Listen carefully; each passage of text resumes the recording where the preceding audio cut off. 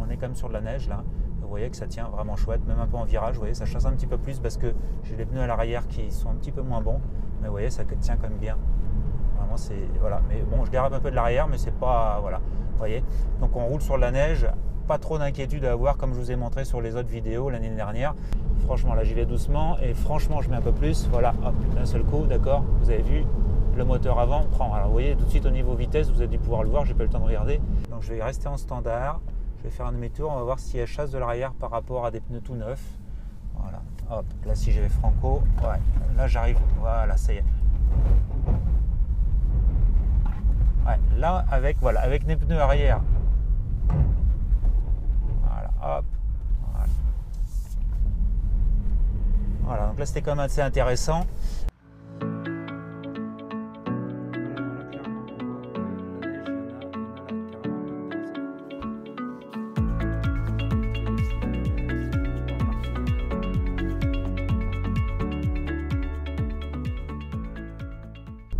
Salut, c'est Yannick, la chaîne Tesla Savoie. Bienvenue sur cette chaîne pour les nouveaux arrivants qui découvrent cette chaîne, une chaîne qui est dédiée à l'utilisation de la Tesla Model 3 en long range 4 roues motrices dans les montagnes et exclusivement dans les montagnes.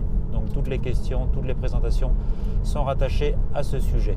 Avec un maximum de partage, n'hésitez pas à mettre des commentaires pour ajuster ce que je dis, contrer ce que je dis. Si je dis une bêtise, dites-le, il n'y a pas de problème, ça ne va pas me déranger.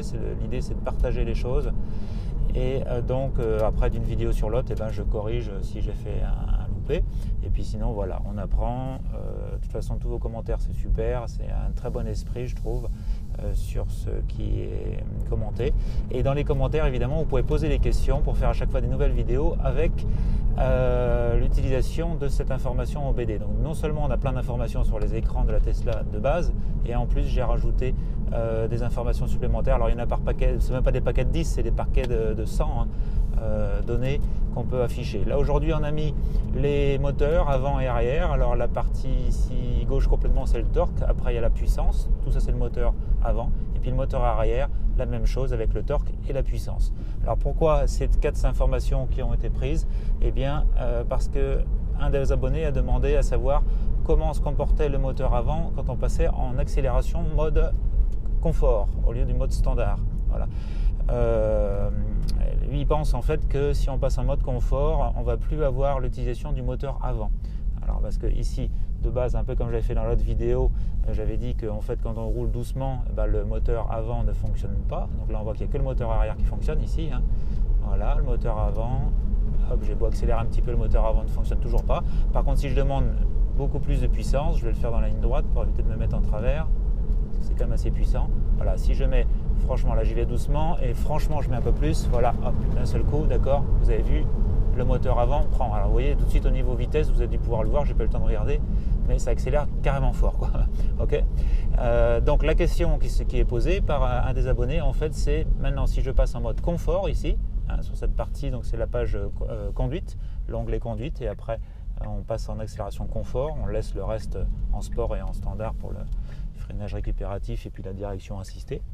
Et on va vérifier si avec la même accélération, est-ce que le moteur avant s'enclenche ou est-ce que justement c'est ça qui correspond à l'accélération confort. Dis donc, au niveau de la météo, ce matin c'était grand beau, là c'est plus le même jeu. Ça va moins vous motiver de venir dans les montagnes là. Mais bon, dites-vous bien que là, si ça pleut à cette altitude, dites-vous bien que c'est en train de neiger dans les stations de ski, donc c'est nickel pour vous. Donc ne vous plaignez pas d'être là. Allez, on va vérifier sur cette ligne droite. Vous voyez, le moteur avant il est en train de fonctionner, grand coup d'accélérateur, et si, le moteur avant se déclenche également. Alors par contre, je ne sais pas si vous arrivez à voir, mais si possible, puisqu'on le voit ici à la vitesse, l'accélération n'a rien à voir, quoi. Donc en fait, si je mets des grands coups en fait d'accélérateur et je relâche comme ça,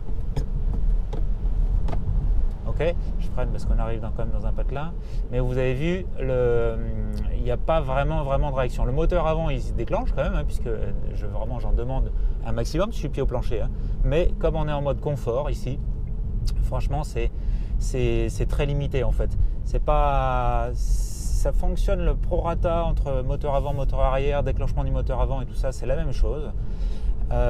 C'est juste que tout est fait moins puissamment. Voilà, hein. On envoie moins la puissance de façon générale. Il y a un petit coefficient en fait, quoi. Si je repasse en mode standard et que voilà, c'est vraiment beaucoup plus violent. On le voit même carrément la voiture qui cabre, hein, tellement que ça accélère fort.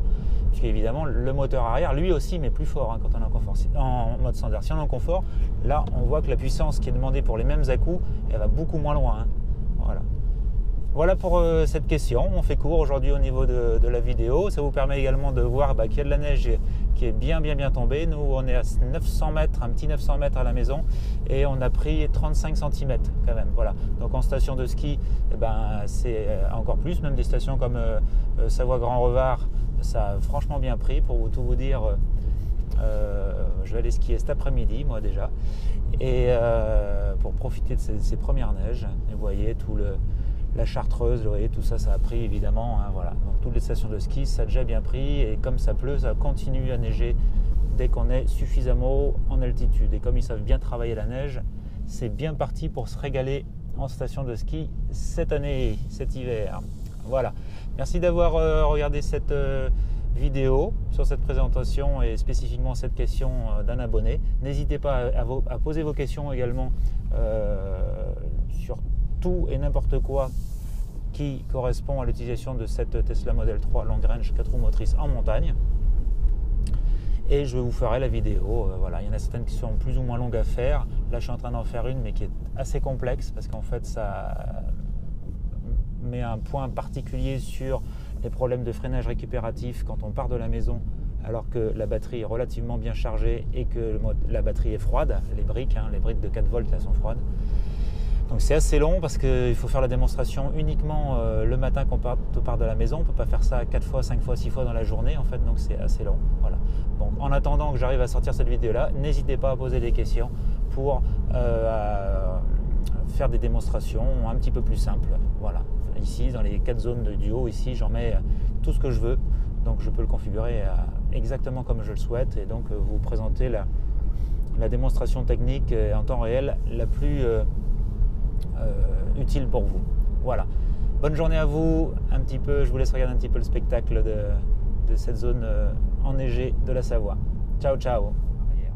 La question c'est si on est en mode standard, on a donc on a l'accélération. Vous voyez là, c'est vraiment un peu nerveux. Voilà. Là, c'est parce qu'on est en mode standard, et donc on a vite fait de faire des accélérations. Voilà. Hop. Ok. Là, c'est assez efficace. Et genre, je vais mettre plus de phare pour que vous voyez mieux. Je vais même mettre ici, toc, brouillard. Voilà, donc là, comme ça, dehors, vous allez bien voir dehors. Et je repasse ici en mode conduite pour voir le standard ou le confort. Voilà. Et donc, on voit bien que c'est archi nerveux ici. Voilà. Vous voyez que quand on fait comme ça des gros à-coups violents, vous voyez que automatiquement il y a les moteurs avant et arrière qui fonctionnent. Et on voit également que c'est vraiment nerveux. Voilà, dans le virage, là j'ai vite fait de décrocher un petit peu de l'arrière. Alors d'autant plus que j'ai les pneus tout neufs à l'avant. Par contre les pneus arrière, c'est les pneus avant qu'on avait l'année dernière, alors pneus neige, je parle évidemment, qu'on a mis à l'arrière, puisqu'ils étaient encore un petit peu utilisables, hein. Ils sont toujours dans les marges acceptables, donc on a mis les pneus un petit peu abîmés à l'arrière, donc du coup on a un peu moins d'adhérence à l'arrière. Par contre à l'avant on est sûr d'avoir une très bonne direction, et de toute façon on est quand même en 4x4, donc si nécessaire le moteur avant prend. C'est ce qu'on voit dire quand on est un petit peu violent, ça fait que du coup ça tient bien malgré tout la tenue sur la neige. Voilà. Alors là, la neige n'est pas très épaisse, il n'y a pas une mauvaise sous-couche assez dangereuse et glissante. C'est pas le cas ce soir, en tout cas je n'ai pas ressenti pour l'instant. Voilà. Et alors donc on va vérifier si c'est la même chose en mode confort. La question elle est claire en fait, hein, de l'abonné, c'est est-ce que le moteur avant arrête de fonctionner parce qu'on s'est mis en mode confort. Alors on va le regarder. Alors je vais attendre quand même d'avoir croisé la voiture qui est là-bas. Pour l'instant je vous laisse profiter de ces petites routes enneigées et de nuit. C'est bien sympa aussi, hein. Voilà. Alors la route, on ne peut pas dire qu'elle soit vraiment enneigée là, hein. Ça dépend des zones. Là, voilà, là elle est en train de repasser noir. Voilà. Alors regardez. Donc là on est en mode standard, je vous l'ai déjà fait. Je passe en mode confort. Et là en fait, Je claque aussi, pied au plancher et lâché, pied au plancher lâché, hein, donc vous l'entendez je pense avec le micro, je mets vraiment des grands coups et vous voyez que le résultat au niveau de l'accélération, ça donne rien quoi. Et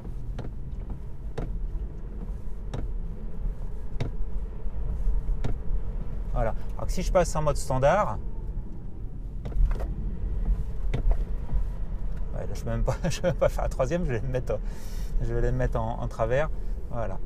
Donc vous voyez, ça n'a rien à voir en fait, mais la réponse elle est claire. Donc du coup à la question, ça continue à fonctionner de la même manière en fait. Le prorata entre avant et arrière continue à faire la même chose. C'est juste que quand on met pied au plancher ou qu'on relâche tout net en fait, eh bien il en fournit moins, il fournit moins de puissance. Mais la répartition moteur arrière prioritaire en propulsif et après un complément du moteur avant si nécessaire, eh ben, il est vraiment assoupli. Mais tout est assoupli, mais les prorata, les déclenchements du moteur avant vis-à-vis du moteur arrière en fait restent les mêmes. Voilà, pour cette question, ben, la réponse elle est claire. Voilà, je vais encore vous le montrer un petit peu là. Alors moi perso, je vous avouerai que, alors c'est avec l'habitude, hein, je préfère en fait toujours avoir la version standard et par contre on est très doux au niveau des pieds quoi. Voilà. On va faire demi-tour ici, on va voir, tiens, ça va nous permettre de voir un petit peu comment se comporte l'arrière. Donc je vais rester en standard, je vais faire un demi-tour, on va voir si elle chasse de l'arrière par rapport à des pneus tout neufs. Voilà, hop, là si j'avais Franco, ouais, là j'arrive, voilà, ça y est. Ouais, là avec les pneus arrière.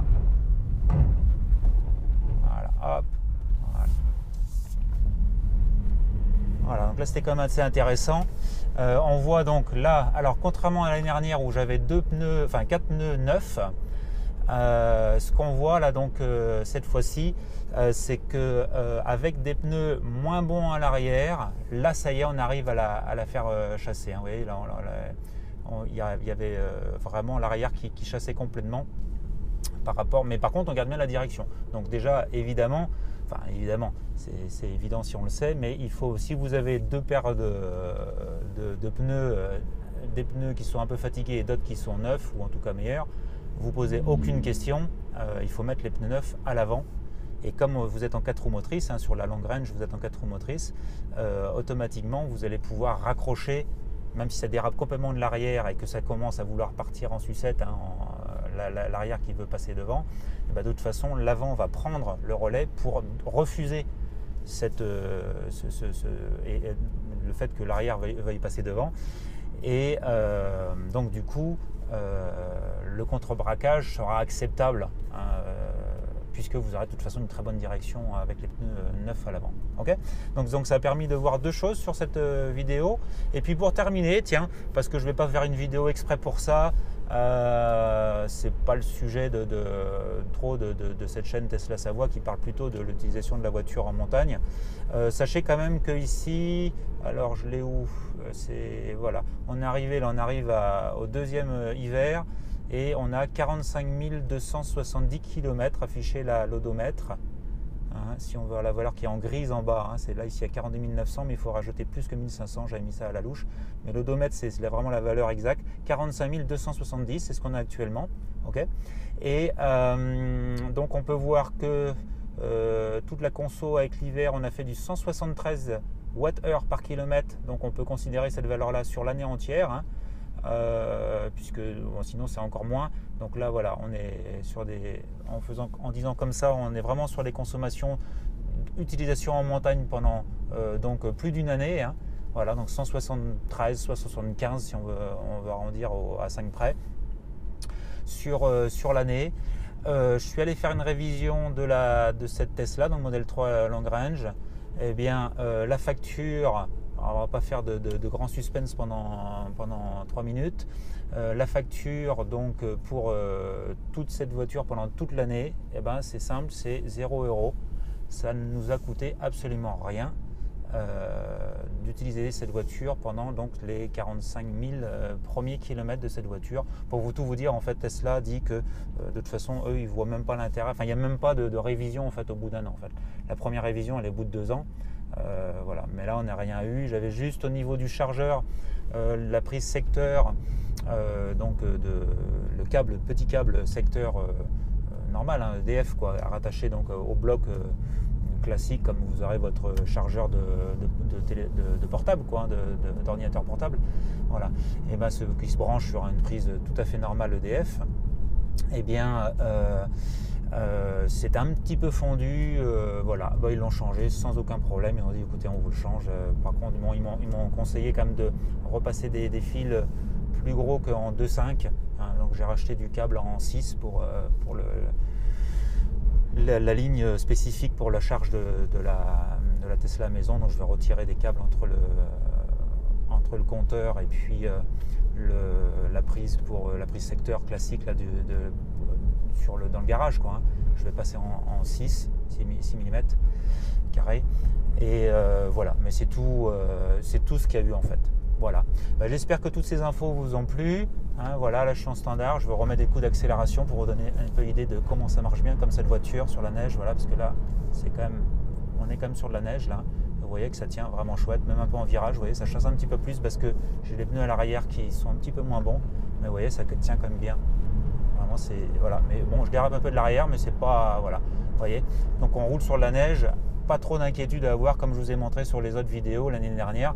Là, évidemment, on voit en plus différentes informations. Alors évidemment, je voulais quand même vous le dire pour terminer, quand vous avez des questions, parce que là, ça peut vous faire venir des nouvelles questions, et bien vous les mettez en commentaire, évidemment. Hein. Et puis, si on peut le réaliser avec d'autres affichages, hein, là, il y en a 4 que j'ai choisis, mais si on veut mettre d'autres choses, le freinage récupératif, les températures extérieures, les températures des batteries, les voltages des batteries, ça s'appelle des briques, hein, c'est des briques de 4 volts. Hein, bon, on voit les températures. Il y en a, mais par paquet, c'est même pas par paquet de 10, c'est par paquet de 100 des informations. Voilà, donc on peut faire un petit peu ce qu'on veut en affichage ici en haut. Et vous posez vos questions. Si c'est réalisable, je le fais. Et après, vous faites votre propre avis en regardant ce qui s'affiche sur les écrans. Moi, je fais que vous faire la démonstration comme je peux à mon niveau, moi, de conducteur lambda. Hein, je ne suis pas un pilote de rallye ni quoi que ce soit. Hein, je conduis juste la Tesla comme ça, comme n'importe qui d'autre. Et donc, après, vous récupérez les données que vous voulez sur les écrans. Et voilà, ça vous permet de vous faire une bonne idée de savoir si ça tient ou pas. Là, vous avez vu quand même la démonstration. Là, c'est comme on est sur les zones, des fois, c'est vraiment clairement de la neige, comme on a vu. Et ben, vous voyez que ça marche bien, même en standard, hein, en sport. Et voilà, sport, moi j'aime bien parce qu'on sent vraiment bien les roues en fait, hein, au travers du volant. Quand on est en mode confort de direction assistée, là, moi j'aime beaucoup. Là, c'est tout mou, là, on sent rien de ce qu'on fait. Voilà. Donc sport, c'est beaucoup mieux. Et freinage récupératif bas, je n'ai jamais trouvé vraiment l'utilité. Mais on le verra mieux, ça je le ferai vraiment sur de la bonne neige. Pour voir quand même, essayer de déterminer vraiment comment ça se comporte entre les deux. Mais il faudra un petit peu plus de neige pour ça. Pour moi, pour l'instant, ce que je préfère, c'est standard, sport, standard. Voilà, j'espère que cette vidéo vous a plu. Et puis, n'hésitez pas donc du coup à venir avec votre Tesla à la montagne, en long range, 4 roues motrices, comme celle-là. Après, si vous êtes en SR+, il y a des commentaires qui sont favorables à dire que ça tient bien quand même. Bon, moi je vous fais les démonstrations sur la long range, je peux pas vous dire, je peux pas vous faire de démonstration sur la SR malheureusement. Voilà. Et bien voilà, bonne fin de journée à vous, bonne soirée puisqu'on est de nuit là. Moi je rentre à la maison maintenant tranquillement. Voilà, ciao. La chaîne Tesla Savoie, à la prochaine. N'hésitez pas à vous abonner évidemment, hein, et à liker et à mettre des commentaires. Vos commentaires sont super sympas en plus. Donc allez-y, posez vos questions, j'essaye d'y répondre. Puis des fois, il y a des gens qui mettent des commentaires, qui expliquent, qui corrigent des choses qui sont incorrectes dans ce que je dis. C'est génial, c'est ça le partage et c'est comme ça qu'on progresse. Ciao!